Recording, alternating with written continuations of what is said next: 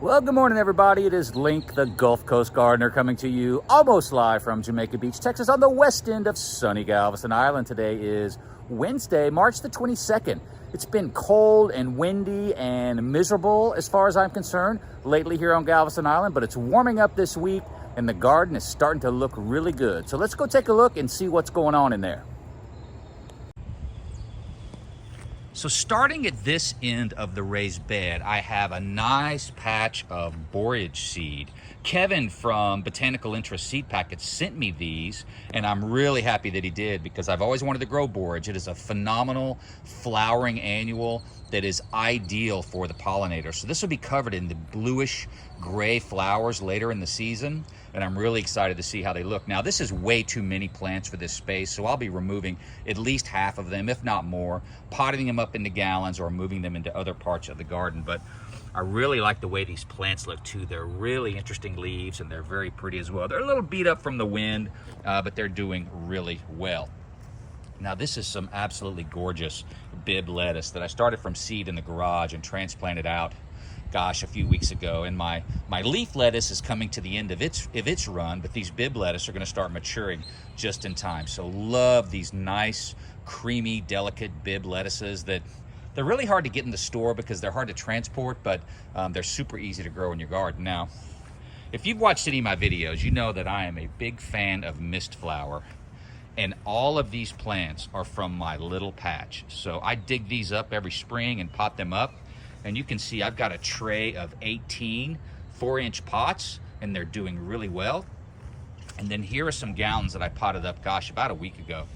And so once you get your Mistflower established, you will have an endless supply of plants. Now, some people think that's not a great thing because it does spread aggressively, but if you just keep it in check, and keep digging up those plants, you'll have plenty to sell at the market or give to friends and family. Now, this is a really pretty patch of cilantro. If you've watched any of my videos, you know I grow a ton of cilantro. I just love the plant, and I also like to let it flower and go to seed like these are because it's some of the earliest flowers in the garden for your pollinators.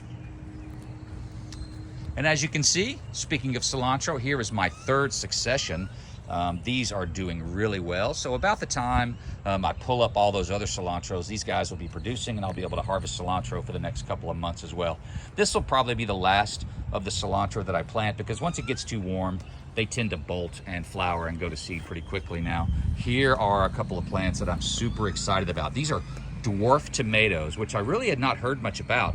Did a little research on the internet. Should look up Dwarf Tomato Project and you'll read all about them. They're basically a cross of indeterminate vining tomatoes, the heirloom style, with a determinate bush. And so you end up with this really stocky potato leaf bushy plant, and the flavors are just amazing. And I've got a couple of the borage in there too as a companion plant, but now these are just some plastic shields I put up to block the wind and try to give them a little relief. That's one of my biggest challenges. But dwarf tomatoes, super excited about those guys. Now, next to the tomatoes, I've got this beautiful patch of beets. These are Detroit dark red beets. They've probably been planted for 60 days or so, maybe not that long. I've already got some nice small to medium-sized beets in there. I'll be harvesting these in the next few days. Try growing beets in the garden, even if you think you don't like them. Roasted in the oven, they are incomparable, and pickled beets are absolutely phenomenal. Maybe my favorite thing to grow in the garden. They go so quickly. So try out beets. I like to grow Detroit dark red, but there are a ton of choices out there. And over on this end, this is a couple of little herb pots that I like to put together. This is just a combination of mint and sage and alyssum and chives. And then next to that, I've got some oregano, mint, rosemary, and thyme. Put yourself a little herb pot together because it keeps them nice and clean. It makes it really easy to water. They're readily accessible when you need to cut some for the kitchen. It just makes it really nice. Over here, we've got a nice patch of chives. I've got some foxtail rosemary in those gallons. Now on this side, now this is another perennial that I absolutely love. I've made a couple of videos on it. These are oleanders. These are Mexican oleanders, also known as lucky nut. If you Google lucky nut, you'll read all about them. It's kind of a rare oleander with these beautiful tubular colored flowers. Now you'll get them in yellow sometimes, but I've got the more rare peach colored flower, and the pollinators absolutely love it. And the great thing is they make a lot of seed.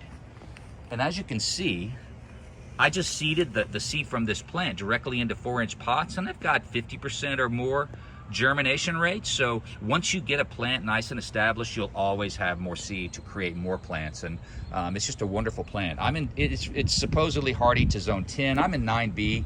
It does freeze back when we get a freeze, but then it comes back relatively quickly. So but the nice thing is you get lots of free plants once you get it established. Now, I often start my seed in the garage in small seed starting trays, but this year I started these kale directly in the 4-inch pots, and they're doing pretty well. There's room for 20 plants in here. About 6 of them didn't do anything, but some of these trays have 2 or 3 plants, so I'll still get 20 plus plants, and it was a lot less muss and fuss. When you start them in the garden directly in 4-inch pots, you don't have to worry about hardening off because they grow in the sun from day one. So I'll have plenty of kale plants to pot up into larger gallons and to put in the garden as well.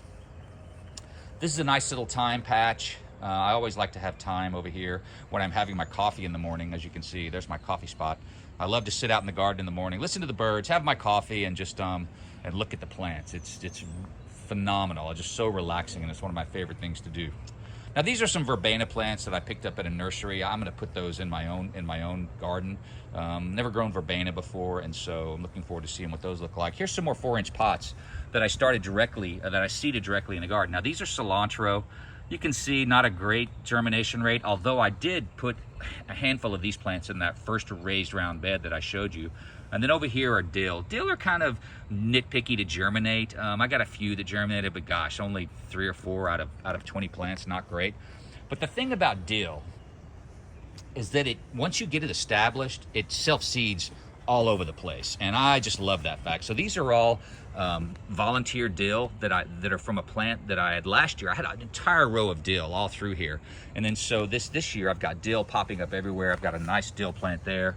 I've got another one right over there, and then just last weekend I potted up 3 of them out of the yard.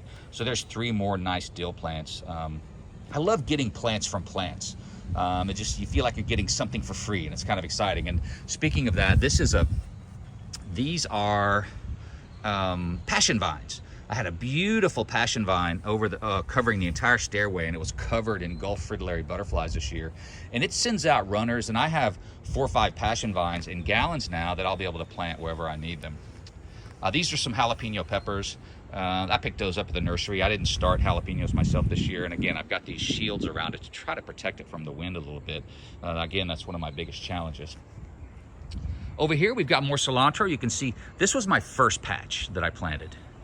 And so it is really flowering and going to seed. So it generally is covered with little bees and wasps and flies that are looking for pollen when a lot of flowers haven't quite bloomed yet. So I'll be pulling this up soon and putting some new stuff in there. Next to that is, you guessed it, more cilantro. So I'm still getting cilantro off this patch, but you can see these tall stems and the little flowers. This is starting to go to seed as well. So this will be great for the compost pile. I'll probably mow it, mulch it up with the mower, and then I use that as mulch in the garden and in the compost pile. So, and I also love, this is my favorite variety of lettuce to grow. It's called Salad Bowl from Botanical Interest Seeds, and I've had 5 or 6 cuttings off this patch, and I'm going to cut some more for lunch today. I just love the color, and the flavor is fantastic.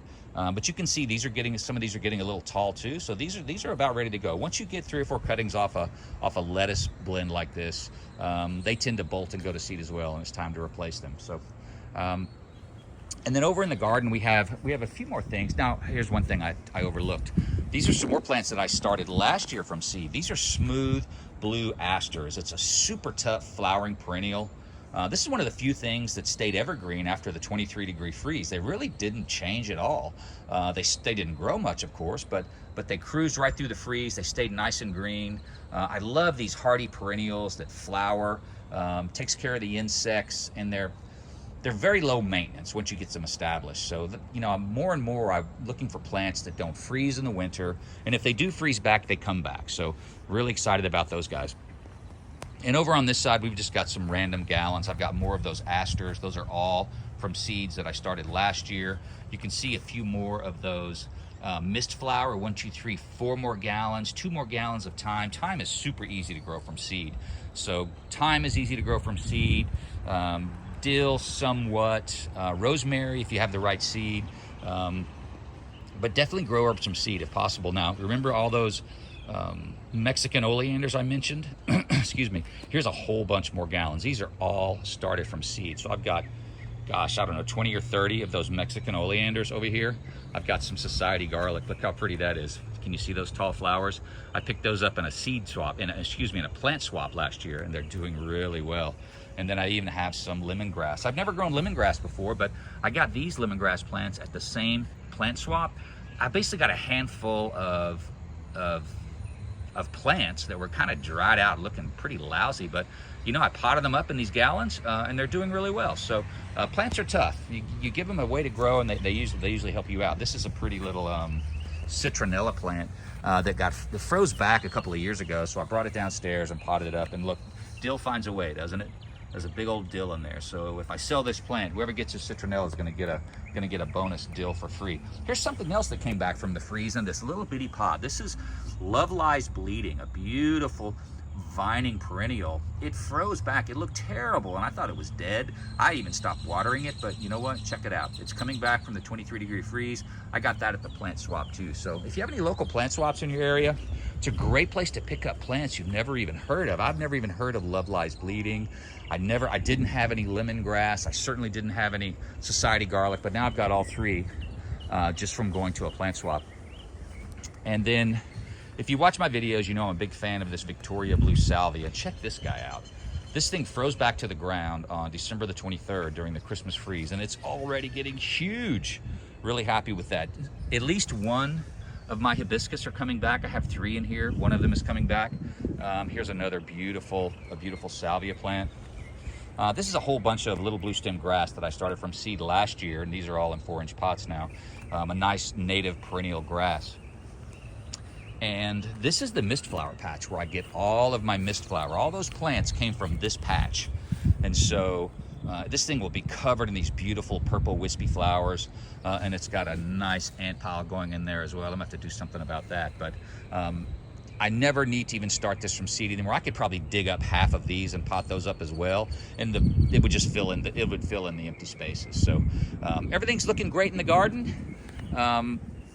I appreciate you watching my videos. Don't forget to subscribe if you haven't already done so. I'm getting close to 170 subscribers, and it's really exciting. And give it a thumbs up if you like it as well. Questions, comments, post them down below, and I'll do my best to answer. Thanks so much for watching. Have a fantastic day.